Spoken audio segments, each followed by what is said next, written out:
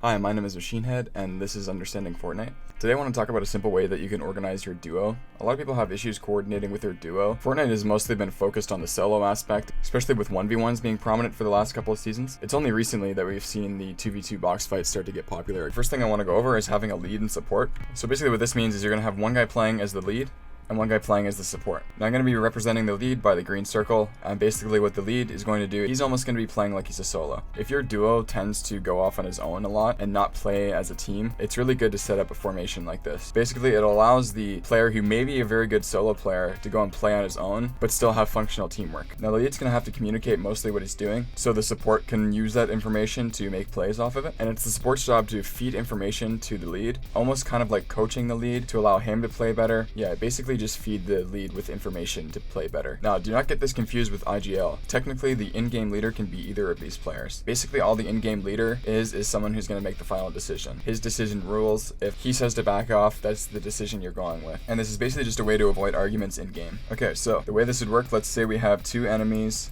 here, and they are in a box. Basically, what's going to happen is the lead is going to charge in and play his own game and basically try to fight these players. And he's going to make the call that there's two in one box. Now you're not going to really want to push two guys in a box alone. So right away, the support player is going to help him out with this offense and basically come in and start taking a different wall. That should be instinct. You're basically going to try to make plays off of this player's distraction.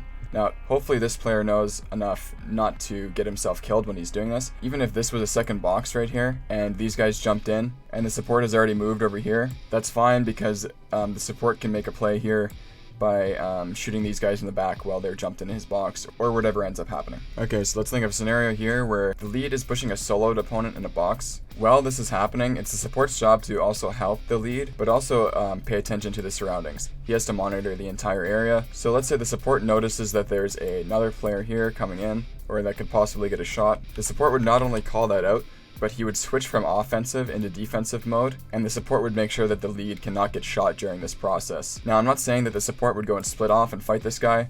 The support would still stay with the lead, but would switch to a defensive role to allow the lead to keep fighting.